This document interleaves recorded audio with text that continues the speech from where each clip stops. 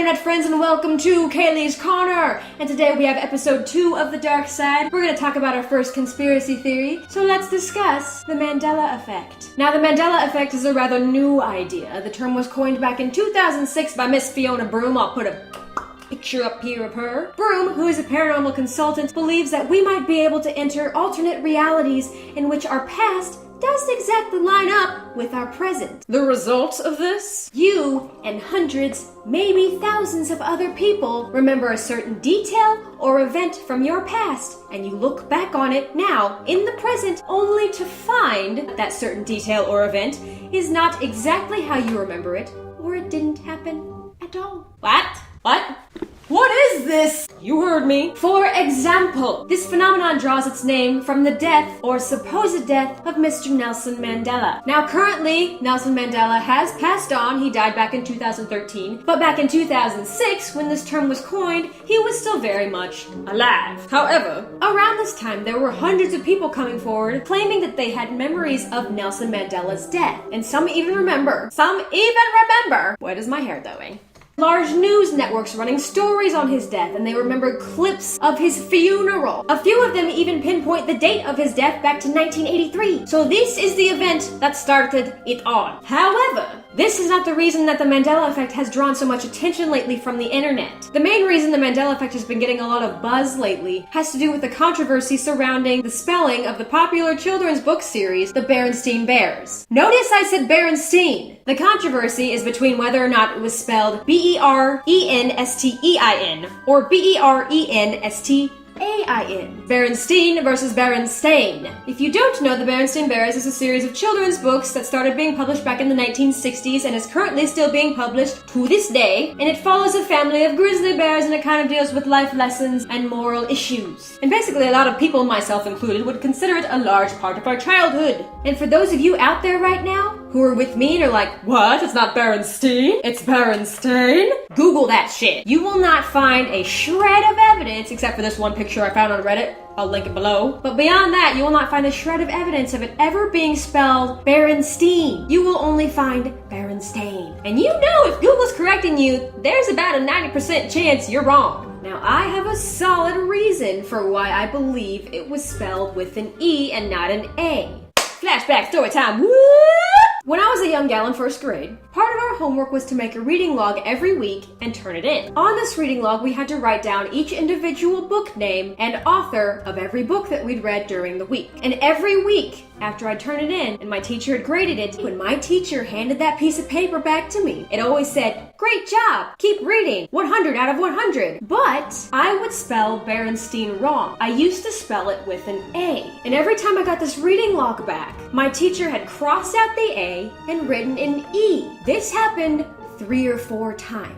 Now, I was a little brat and was just thinking that my teacher had made a mistake the first couple times, but after the 3rd or 4th time that this happened, I decided to investigate. Google wasn't a thing back then. I did have something a little bit better than that. I had the physical copies of those books sitting at home in my bedroom. So I walk over to my Berenstain Bears books, and guess what? It's spelled with an E. First grade Cayleigh is crushed because she's wrong. But from that point on, I spelled it correctly with an E, and my teacher never marked it ever again. I even remember my mother correcting me on this because I used to call them the Berenstain Bears, and she would always be like, "Oh no, sweetheart, it's Berenstein." So naturally, when I found all this out recently, I texted my mom and I was like, "Hey, how do you spell Berenstain Bears?" And she texts me back and says, Berenstein.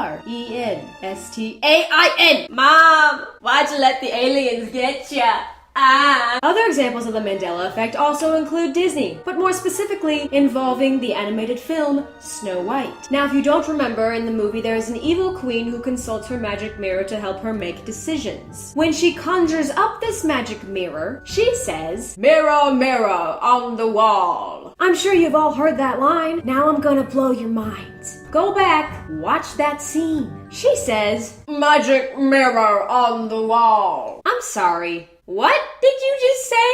What is happening right now? Mr. Rogers isn't even safe from this phenomenon. Oh no, it's a beautiful day in the neighborhood. Wrong! You're wrong. Go back and watch that clip. He says, "It's a beautiful day in this neighborhood." This neighborhood. What is going on right now? I recently watched Star Wars for the first time, and in that iconic battle between Luke and Darth Vader, I was waiting for it. Luke, I am your father. However, when they're battling and Luke accuses Darth Vader of murdering his father, Darth Vader responds with, No, I am your father. That's not the line! Okay, maybe that was always the line, but it is one of the most quoted movie lines in cinema history. How has it been misquoted so often for so long? That's my brain right now. So what's going on here? Is the world falling apart? Or is history constantly changing behind us? Only we don't know it because we can't see it. Chances are, neither of those things are the case. There are some theories as to why this happens. Ms. Broom herself is fond of the idea that alternate, parallel timelines can kind of seamlessly weave their ways into our history, and therefore things in our past don't necessarily match up with things in our memory of the past. Does that make sense? Basically, because of these colliding timelines, we have alternate histories. That's one theory. Another theory is that there's time travelers from the future coming back and changing certain details about our past for reasons unbeknownst to us. Only they can't change our memories, can they? They can only change what actually happened. And then there are those people who automatically see anything like this and go, aliens! But hey, no hate to the alien crowd, I'm with you. Sometimes I'm with you. I'm not with you all the time, but sometimes I'm with you. But let's examine things from multiple perspectives because I think it gives us a well-rounded look at it and helps us draw a logical conclusion, shall we? Which is why I'm kind of inclined to lean toward the idea that this phenomenon is simply caused by the highly fallible nature of the human memory. I'm sorry, I don't mean to ruin your fun. I mean, beyond the fact that I'm right about the Berenstain versus Berenstain thing, It makes the most sense to me. As of right now, there's no real science to back up the alternate histories thing, and time travelers is a little bit of a stretch for me. No matter what the explanation for this phenomenon, it's kind of cool to think about, and it's interesting,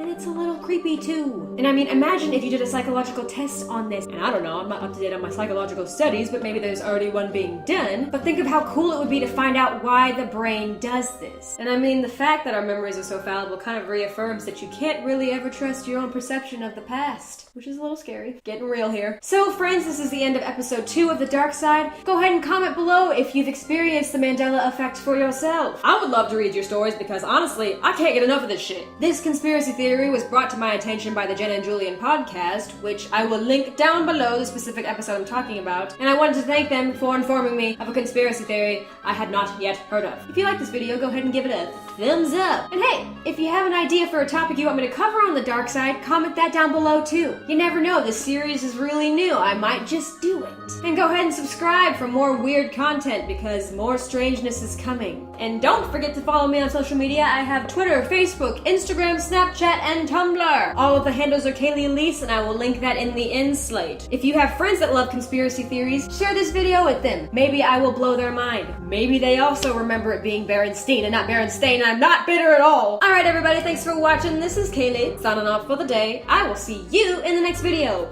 Goodbye! This head just came up and the dress came with it. It was like this thing was cracking its like bones into place as it was coming up. It was very twitchy and very ring-like, and I was frightened for my life.